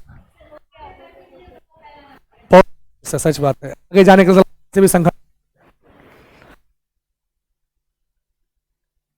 तो लाइफ में कैसे आगे जाएगी? बन गया? देखो यही खेल है केमिस्ट्री का। आया समझ बात? कितना सेकंड लगा बनाने में? क्वेश्चन लिखने में 2-4 मिनट लगा होगा, समझ है ना कि नहीं? एग्जाम में होगा नहीं, यहां तो मैं लिखवा रहा हूं जान के, है ना? अभी तो 11th है ना भाई। कह तो दिया आप एरर कर दो और उसके बाद चैप्टर बनाना, और एक क्वेश्चन बना नहीं बने हम कहां जाएंगे, है ना? और जहां रहे पूछते रहना, समझ बात को? और सुनो एक चीज और, कभी भी दूसरे से कंपेयर नहीं करना। अपने आप में ही तुम बेस्ट हो। इतना मैं बता देता हूं, पटना में इतना क्लास किसी भी कोचिंग में नहीं दिया गया है 280 घंटा। मैं झूठ नहीं बोल रहा हूं, यहां सामने खड़ा हूं इसलिए नहीं बोल रहा हूं, मैं सच कह रहा हूं। इतना फैसिलिटी किसी भी कोचिंग नहीं है। जो आप पर का वीडियो भी मिलेगा, है ना? इसका पीपीटी भी मिलता है, बैग मिला, छत्ता मिला, बोतल मिलेगा, बोतल भी मिलेगा, आने वाला तो हुडी मिलेगा, सब मिलेगा। ठंडा आने दो ना भाई, हुडी ठंडा मिलता है, अभी गर्मी में कौन मिलेगा हुडी? बोतल मिलेगा। हम तो चाहते हैं कि तुम अपना क्या करो, देखो कैसे। तो इतना व्यवस्था है ना? पता है तुमने बोला ना फीस लेता है। मेरे समय में 2 लाख फीस था 2 साल का। और कब? 2011 से पहले सब जगह कह तो दिया मैं। ये कहां से अभी एक पीडब्ल्यू आया जो सबको सिस्टम में ला दिया, वरना तुमको यकीन नहीं होगा क्या स्थिति था। आज से 4-5 साल पहले जो दीदी भैया पढ़े उनसे पूछना, वो अच्छे से बता देंगे सब बात। समझे बात को? हाँ बोलो। अब एसी भी तुमको बंद कर दे, यहां एसी भी बंद करना है, जैसे जो कंडीशन में रहेगा वो रहेगा। हाँ हाँ, देखो इधर,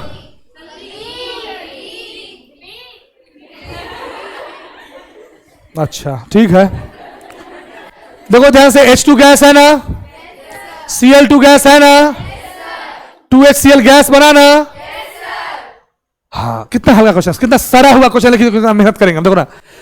इफ 40 ml ऑफ, देखो अच्छा पहले देखो बैलेंस है क्या, अगर नहीं तो करेंगे बैलेंस। अब देखो रटना बहुत अच्छा, रट रहा है इसको बिल्कुल नहीं, ये एक है, ये एक है, ये दो है, पता है ना कैसे है? देखो कहता है 40 ml ऑफ H2, अगर H2 40 ml है, रिएक्ट विद Cl2, Cl2 कहता है कितना वैल्यू होगा बताना है, फिर find out the required value of Cl2 and value of क्या प्रोड्यूस HCl। माने ये हमको भी कहना पड़ा, तुमको ऐसा बता दिया, यही होना चाहिए। देखिए एक की वैल्यू कितना 40, और क्लोरीन भी यहां एक है, कितना होगा 40, यहां HCl कितना है 2 है, हो गया ना आंसर, यानी 40 और 80 हो जाएगा।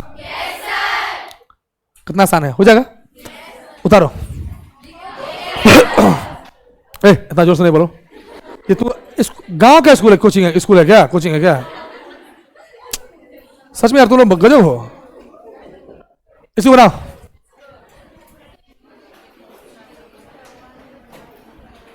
कॉन्सेप्ट क्लियर है तो बहुत जल्दी बनता है क्वेश्चन, नहीं क्लियर है तो केमिस्ट्री नहीं बनेगा। डायरेक्ट आंसर पे घूम गई, देखो सी भी बोल दी, जब सी नहीं होगा इसका आंसर, बी सी नहीं, चार ऑप्शन बोल दो।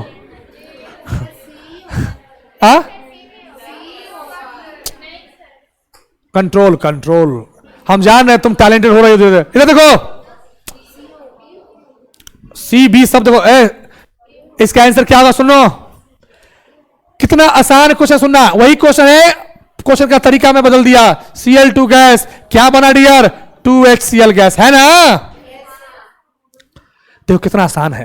कहता है if initially 20 ml of H2 gas लिया गया, कहता है और 30 ml लिया गया क्या Cl2, तो कहता है कितना बनेगा, ये कौन HCl, कितना बनेगा इससे बताना है। सुना इधर, सुनना, ये कॉन्सेप्ट, एक कॉन्सेप्ट होता है उसको बोलते हैं लिमिटिंग रिएजेंट, वो आगे हम पढ़ाएंगे इसी चैप्टर में, उसी पर तो सब क्वेश्चन है। सुनिए क्या होता है लिमिटिंग रिएजेंट, समझो।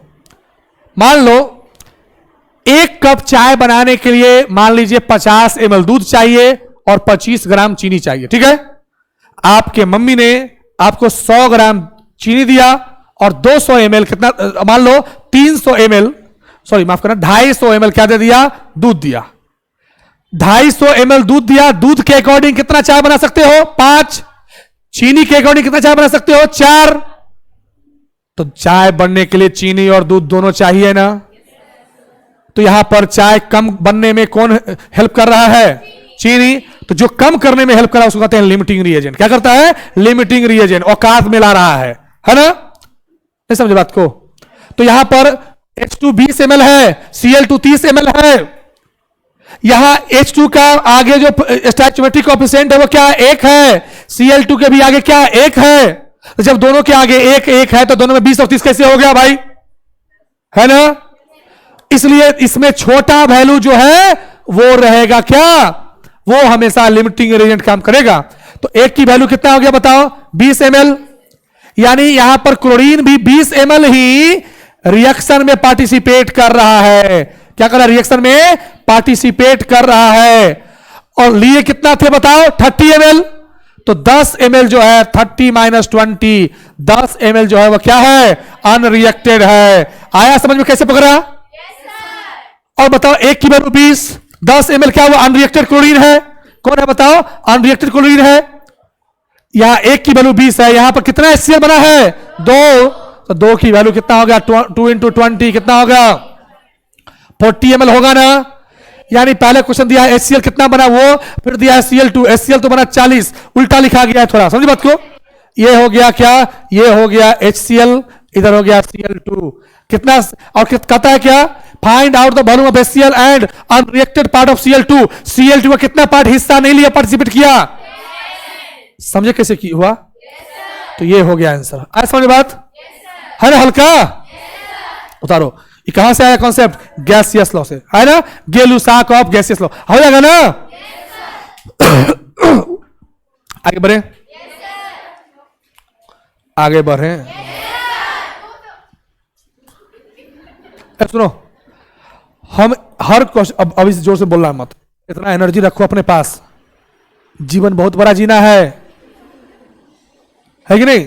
हम यहां तुमको पढ़ाने, हमको ना एनर्जी लगाने का है।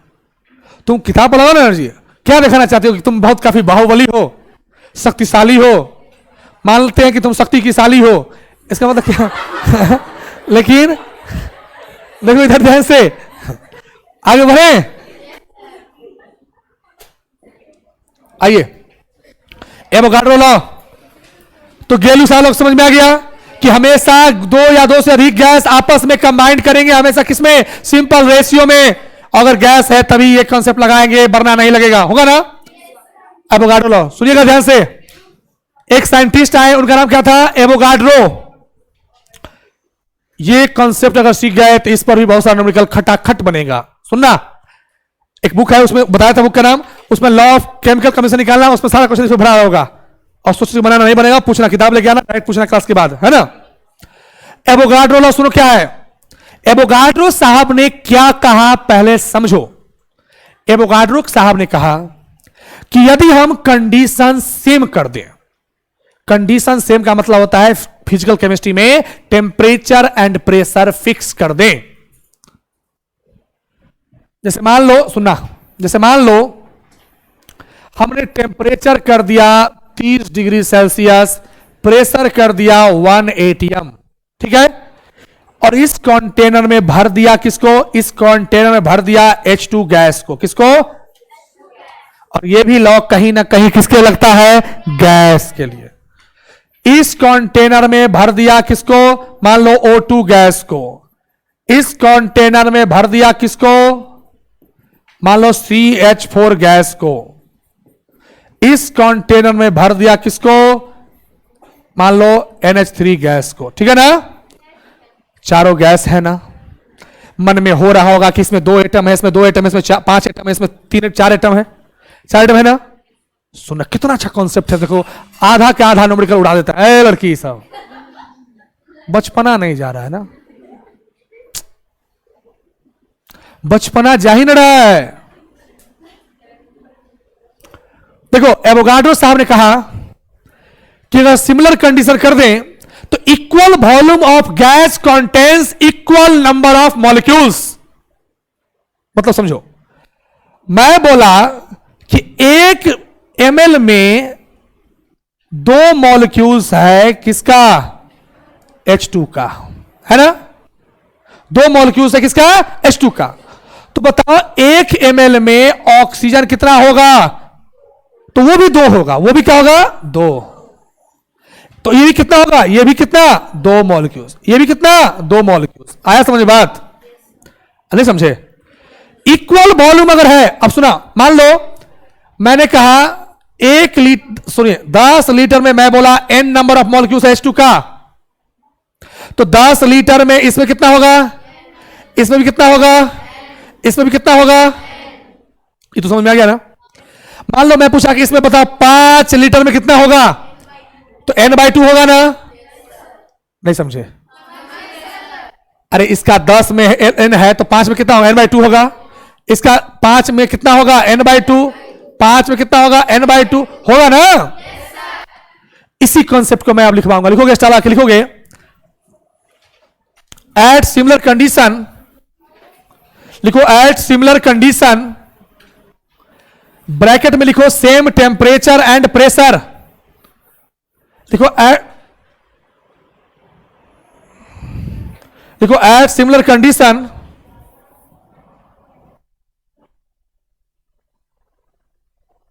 लिखो एट सिमिलर कंडीशन, ब्रैकेट में क्या लिखो बताओ? Same temperature and pressure, equal volume of gas contains, equal volume of gas contains equal volume of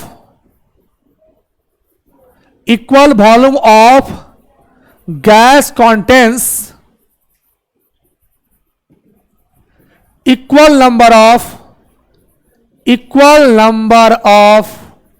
क्या बोलो molecules of the gas of that gas,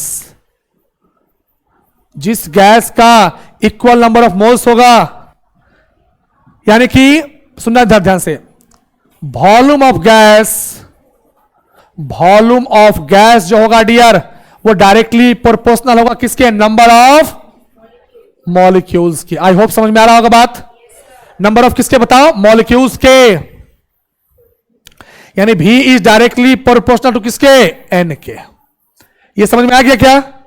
similar condition का मतलब मैंने क्या लिखवाया, सिमिलर कंडीशन का मतलब है सेम टेम्परेचर और क्या, एंड सेम प्रेशर। वो प्रेशर कुछ भी हो सकता है, टेम्परेचर भी कुछ भी हो सकता है, लेकिन हर गैस के लिए केस में क्या होगा, एक जैसा होगा।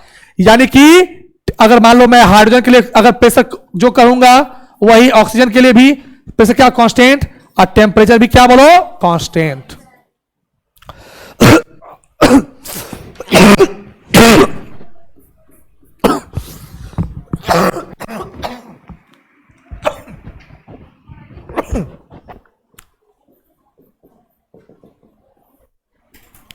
ये किसके लिए एप्लीकेबल है बताइए, इट इज एप्लीकेबल फॉर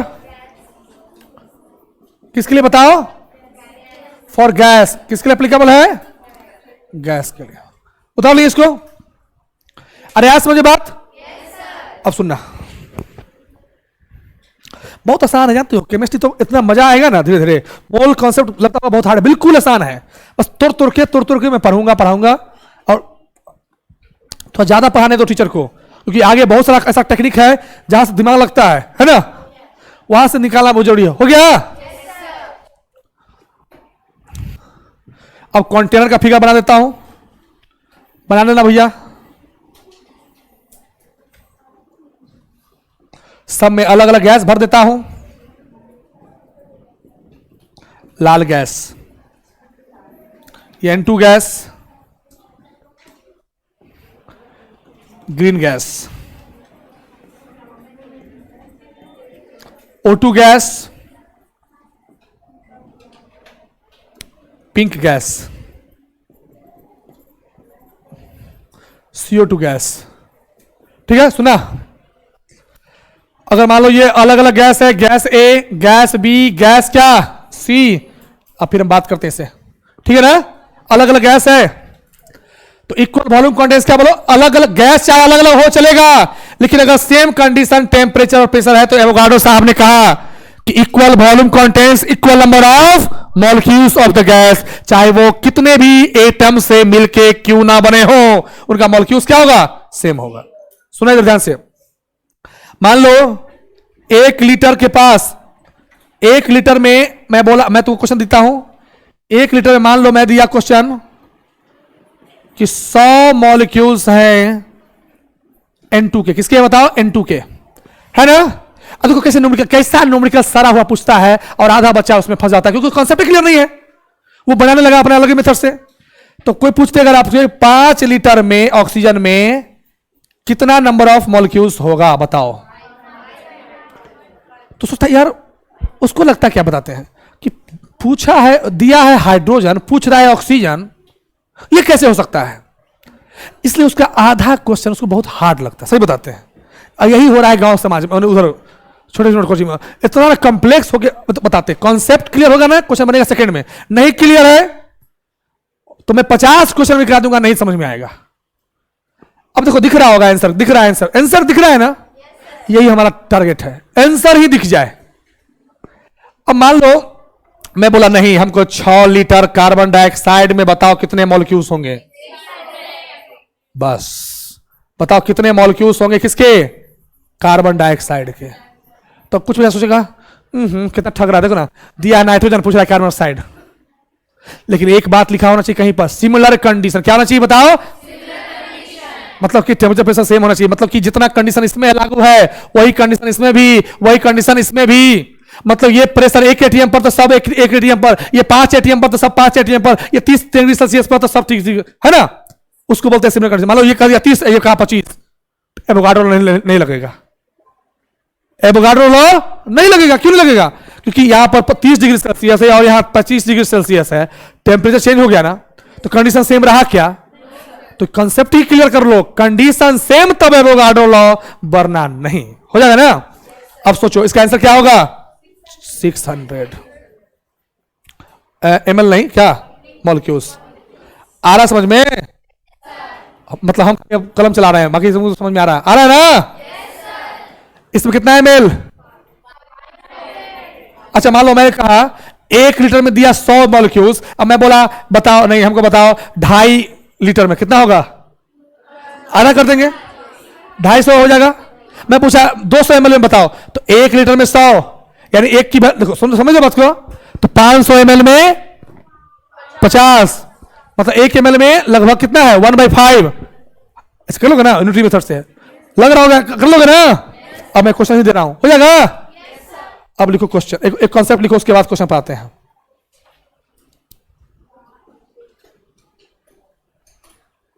एक कॉन्सेप्ट लिखो जो हम 5वां चैप्टर में पढ़ाएंगे स्टेट्स ऑफ मैटर में, लेकिन यहां सीखिए, लिखेगा आइडियल गैस इक्वेशन, लिखोगे आइडियल गैस इक्वेशन, क्योंकि इसी पर अभी न्यूमेरिकल हम कराएंगे। ये भी हमको पढ़ाना था उसमें, लेकिन हम आगे छूट गया था, यहां पढ़ाएंगे थोड़ा। देखो पहले लिखो आइडियल गैस किसको कहते हैं, सुनना, लिखोगे आइडियल गैस किसको कहते हैं। मान लो मैं एज ए टीचर बोला कि आइडियल स्टूडेंट का मान लो डेफिनेशन दिया कि आइडियल स्टूडेंट उसको कहेंगे जो 12 घंटा पढ़ता है ना, सुबह शाम ही चाय पीता है, मान लो मैंने इसे फिक्स किया, सुबह शाम चाय पीता है, माता पिता का सम्मान करता है और नीट के टेस्ट में 650 नंबर लाता है, वही आइडियल स्टूडेंट है। ठीक है? मतलब क्या क्या, सुनो पहले बात को, जो माता पिता का सम्मान करता है, 650 से टेस्ट में अधिक लाता है और 12 घंटा कम से कम पढ़ता है, मान लो 3 कंडीशन है आइडियल स्टूडेंट का। ठीक है? और चाय भी पीता है दो ही टाइम, मान लो। अब मान लो एक लड़का है जो 12 घंटा पढ़ता है, 650 भी लाता है, लेकिन चाय 3 बार पीता है, मान लो, और उसके बाद माता पिता का भी सम्मान करता है, तो क्या वो आइडियल हुआ? नंबर आ रहा है, सब कुछ आ, लेकिन हर कंडीशन को फॉलो नहीं कर रहा है। तो ऐसा गैस जो हर कंडीशन को आइडियलिटी का फॉलो करता है उसको क्या बोलते हैं? Ideal gas. लिखोगे the gas which follows all condition of ideality। ये कंडीशन कहां आएगा? आगे पढ़ाएंगे 5th नंबर चैप्टर में, है ना? The gas which follow all condition of ideality, all condition of क्या बोलो? ideality are known as क्या बोलो? Ideal gas. ठीक है ना? अब देखो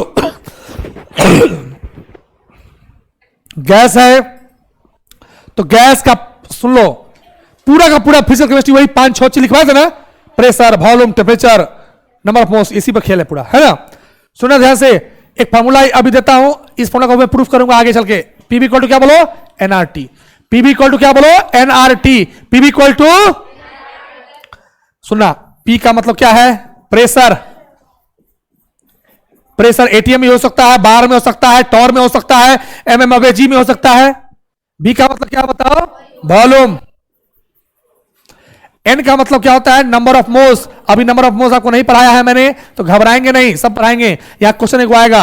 आर का मतलब होता है यूनिवर्सल गैस कांस्टेंट। क्या होता है बताएंगे, टेंशन नहीं लो। यूनिवर्सल, ये सब 5th चैप्टर में पढ़ाना है। यूनिवर्सल गैस कांस्टेंट,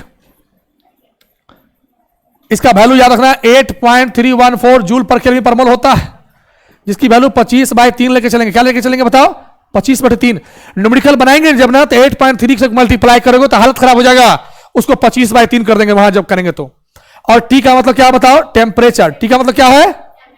और टेम्परेचर किस में होने चाहिए? केल्विन में। अब सुनना, यहां पर कौन कौन कांस्टेंट है बताओ? अच्छा, नंबर ऑफ मोल्स थोड़ा बहुत बेसिक जानते होगे। नंबर ऑफ मोल्स निकालने का एक तरीका दिया गया होगा, सर पढ़ाएंगे। गिवन वेट बाय क्या? मोलर मास था ना, यानी वेट बाय क्या, डब्ल्यू था ना। इस कॉन्सेप्ट को यहां लिख लो बस। तो नंबर ऑफ मोल्स क्या हो गया, गिवन वेट बाय क्या, मोलर मास। हाँ 8.314 वैल्यू होता है। वो वैल्यू कहां से आया, कैसे आया, वो आगे डिस्कस होगा। यहां इस एक न्यूमेरिकल आएगा, अभी एवोगाड्रो लॉ इसलिए कर रहा हूं मैं, हो जाएगा। अरे बोलो समझ में आ रहा है कि नहीं आ रहा है? आज 10 मिनट तो एक्स्ट्रा पढ़ाऊंगा, क्योंकि वहां तक ले जाऊंगा जहां तक लड़का को लाकर रखाऊंगा बैच को। हो जाएगा, हो जाएगा ना। पीवी कोड क्या होगा, एनआरटी। अरे समझ में आ रहा है कि नहीं? ठीक है ना।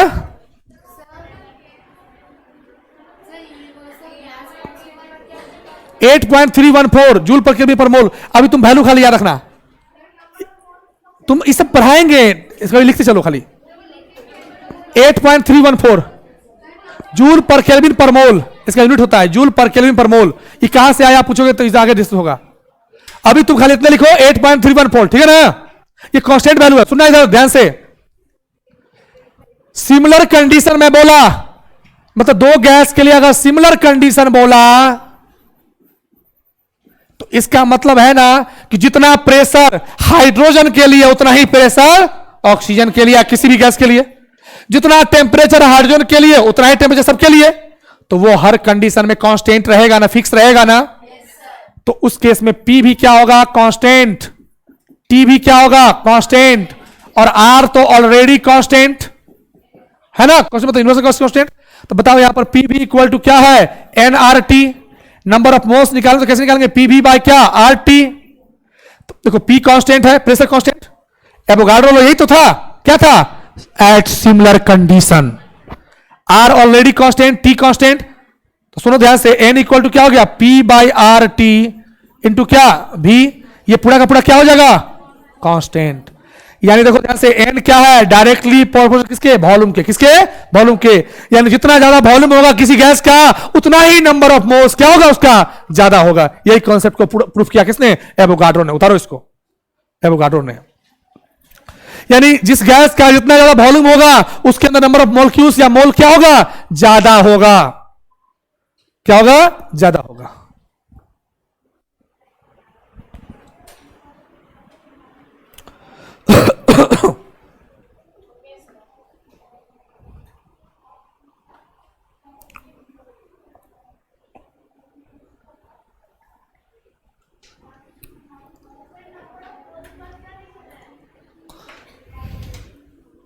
कहा, गिवन वेट बाय मोलर मास। पढ़ोगे ना, पढ़ो कि नहीं? अब देखो हो गया यहां तक। अब लिखो, नेक्स्ट लिखो, एप्लीकेशन ऑफ एवोगाड्रो लॉ। जल्दी से, ये भी क्वेश्चन, इस पर भी क्वेश्चन है, एररलेस में क्वेश्चन है, इस पर नीट में क्वेश्चन पूछता है, इस पर एनसीईआरटी का सब वर्ड है। इस समझ में आ गया कैसे हुआ? अच्छे से कॉपी जाकर घर पर पढ़ना, समझे बात को? नहीं समझे तो फिर पूछना, नहीं समझे तो पूछना क्लास के बाद, ठीक है ना। लिखो एप्लीकेशन ऑफ एवोगाड्रो लॉ।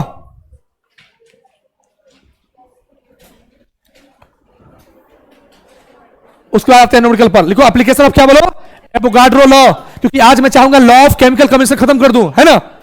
लिखिएगा एप्लीकेशन ऑफ क्या बोलो, एवोगाड्रो लॉ। पहला लिखना एटमोसिटी। एटमोसिटी के बारे में पहले बार किसने बताया, बताओ। एटमोसिटी समझते हो ना? लिखोगे number of atoms present in one molecule of the one molecule of क्या बोलो, of element को क्या बोलते हैं, एटमोसिटी बोलते हैं। क्या बोलते हैं बोलो, एटमोसिटी बोलते हैं ना। मतलब जितने नंबर ऑफ एटम्स मौजूद है किसमें, एक मॉलिक्यूल में, उसे क्या बोलते हैं, एटमोसिटी बोलते हैं। अब मैं इधर लिख रहा हूं मान लो गैस, या इधर मैं लिख रहा हूं मान लो एलिमेंट। तुमसे ज्यादा हम भी परेशान होते हैं इससे, मॉलिक्यूल्स। और इधर क्या है, एटमोसिटी। क्या बोलो, एटमोसिटी। पता चला O3 कितना एटमोसिटी होगा इसका, H2। सुनो इधर, CO2 कितना एटमॉस्फेरिक होगा? NH3 कितना एटमॉस्फेरिक होगा? होगा ना? समझ में आ रहा है ना? C2H6 कितना एटमॉस्फेरिक होगा? O2 कितना होगा? H2 कितना होगा? मतलब समझ में आ गया ना क्या होता है एटमॉस्फेरिक? एटमॉस्फेरिक के बारे में किसने बताया? एवोगाड्रो साहब ने बताया। किसने बताया? एवोगाड्रो साहब ही बताएं। सेकेंड लिखना, वेपर डेंसिटी, न्यूमेरिकल इस पर खूब बड़ा हुआ है। वेपर डेंसिटी, तो वेपर डेंसिटी के बारे में भी किसने बताया? एवोगाड्रो साहब ने ही बताया। देखो वेपर डेंसिटी, सुनना ध्यान से, वेपर डेंसिटी क्या होता है समझ लो। लिखोगे डेंसिटी, ऐसे लिखना, इसको मैं लाइट लिख देता हूं। वेपर डेंसिटी का मतलब होता है डेंसिटी ऑफ गैस। लिखोगे डेंसिटी ऑफ गैस, किसी भी गैस का डेंसिटी बाय किसके रिस्पेक्ट में? मैं बताता हूं, डेंसिटी ऑफ रिफरेंस गैस। क्या बोल रहा हूं? डेंसिटी ऑफ क्या? Reference gas. रिफरेंस मतलब किसी को रिफरेंस बनाना होगा, या इसी को मैं लिखूं वेपर डेंसिटी को, एक और फॉर्मूला बन सकता है, क्या बताओ? Molar mass of any gas, किसी भी गैस का molar mass by molar mass of क्या बोलो? Reference gas. किसको बताओ? Reference gas. इस फॉर्मूले को याद रखना, रिफरेंस गैस। याद हुआ फॉर्मूला? किसी भी गैस का वेपर डेंसिटी कैसे निकालेंगे? उसका डेंसिटी बाय क्या बोलो? Reference gas. आपको जो इस चैप्टर में जरूरत पड़ेगा किसका? ये वाला फॉर्मूला का। और याद रखना, रिफरेंस गैस में किसको लिया गया है? हाइड्रोजन गैस को लिया गया। मन में हो रहा क्यों लिया गया है? क्योंकि हाइड्रोजन गैस ही है जिसका मास सबसे कम होता है ना? और संजोग क्या है? जो सबसे कम होता है उसी के रिस्पेक्ट में निकालेंगे। जैसे मान लो इस क्लास में बोलो मैं कि सबसे तेज कौन है, तो कैसे डिसाइड होगा? सबसे कमजोर कौन है? कमजोर से कितना गुना तेज है? That equal to vapour density. कमजोर कौन है इसमें? हाइड्रोजन। उसके रिस्पेक्ट में जितना जो तेज हुआ उसको क्या बोलेंगे? वेपर डेंसिटी, है ना? अच्छा, क्या वेपर डेंसिटी का कोई यूनिट होगा क्या? नहीं होगा। क्यों नहीं होगा? क्योंकि मोलर मास ग्राम में, नीचे भी ग्राम में, ग्राम ग्राम कट गया, क्या मिला? लिखोगे साला कि it has no unit. It has क्या बोलो? No unit. और डियर स्टूडेंट, आप जानते हो ना बीडी इक्वल टू क्या होगा? Molar mass of the gas, molar mass of the क्या बोलो? गैस बाय कितना? H2। क्या होगा? मोलर मास ऑफ क्या? H2। और molar mass of the H2 कितना होता है बताओ जरा? मोलर मास कितना होता है H2 का? 2 होता है। तो इधर लिख चुके हो क्या? अच्छा मैं लिखता हूं, इधर मिटाना भी तो यहां ना है। वेपर डेंसिटी कितना बताओ? मोलर मास में क्या होगा? गैस में क्या होगा? Molar of H2। तो क्या हो गया? इसको मैं इधर लिख रहा हूं, क्या होगा? वेपर डेंसिटी क्या हो जाएगा बताओ? Molar mass of gas by कितना? 2। इस फॉर्मूले को याद रखना, याद आएगा ना? इस फॉर्मूले को याद रखना, इसी का न्यूमेरिकल काम आएगा। तो वेपर डेंसिटी के बारे में भी किसने बताया? एवोगाड्रो लॉ से ही निकला है। समझ बात को? एक क्वेश्चन लिखो, फाइंड द, तब आते हैं उसमें न्यूमेरिकल पर। 10 मिनट पढ़ा करके लॉ ऑफ केमिकल करेंगे, कल पूरा मास के बारे में बताएंगे। लगभग 10 तरह का मास होता है, तब आपको न्यूमेरिकल बनेगा मोल कॉन्सेप्ट का। Find the vapour density of, find the vapor density of carbon CO2, NH3, helium, oxygen. इन चारों का वेपर डेंसिटी निकालना है। इन चारों का क्या करना है बताओ?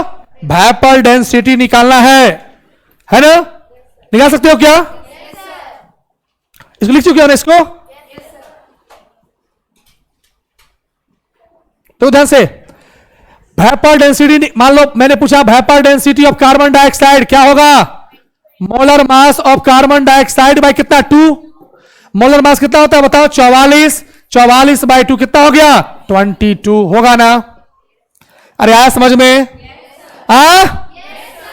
किसी ने पूछा वेपर डेंसिटी ऑफ हीलियम कितना होगा? Molar mass of helium by कितना? 2। मोलर मास कितना होता है? 4/2। यू विल गेट कितना? 2 होगा ना? किसी ने पूछा वेपर डेंसिटी ऑफ किसका? अमोनिया का क्या होगा? 17/2 कितना होगा? 8.5 होगा ना? कोई यूनिट होगा क्या? क्यों नहीं होगा? ऊपर भी मोलर मास, नीचे भी मोलर मास, मोलर मोलर का रेशियो कितना होगा? ग्राम ग्राम, ग्राम से ग्राम कट जाएगा, इससे क्या होगा? यूनिटलेस। और बताओ वेपर डेंसिटी किसका आएगा? और ऑक्सीजन कितना होगा? 32/2 कितना हो गया? 16 हो गया ना, यानी 16 गुना ज्यादा डेंसिटी ज्यादा है किसका? ऑक्सीजन का हाइड्रोजन के रिस्पेक्ट में, है ना। इसी को कहते हैं वेपर डेंसिटी। इसके बारे में किसने बताया? एवोगाड्रो साहब ने बताया। आया समझ में बात? अरे आया समझ में? अब आइए न्यूमेरिकल में, जल्दी जल्दी, है ना हल्का। अब सुनो ध्यान से, लिखोगे सारा एक कॉन्सेप्ट लिखो, डेंसिटी, लिखोगे ऑर्डर, ऑर्डर डेंसिटी का ऑर्डर याद रखना।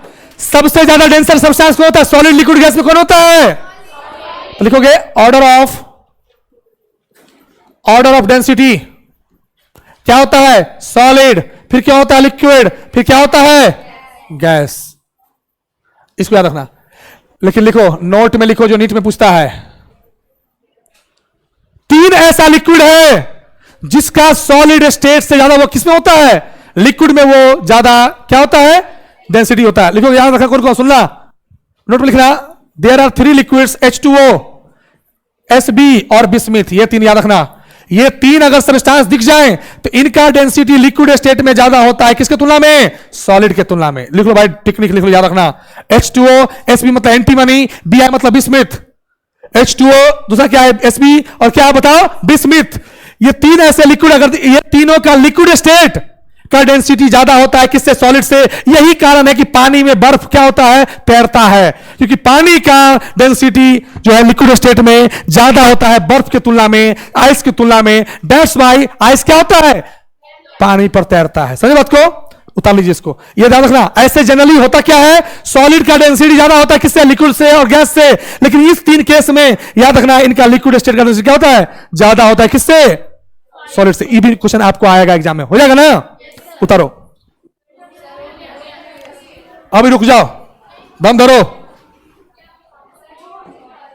अच्छा, इस क्वेश्चन करा के छोड़ देते हैं, बस इस क्वेश्चन करा कर उतारो क्वेश्चन जल्दी से।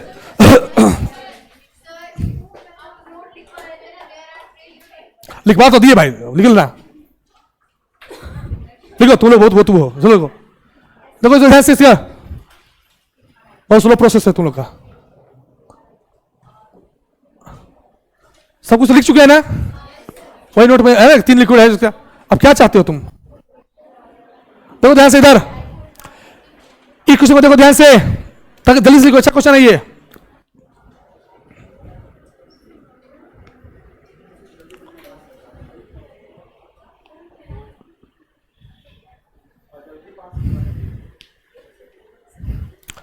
अटेंडेंस भी बना है ना, तो पढ़ना पड़ेगा ना थोड़ा ज्यादा।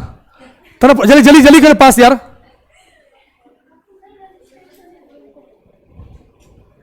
जल्दी जल्दी उतार ले क्वेश्चन।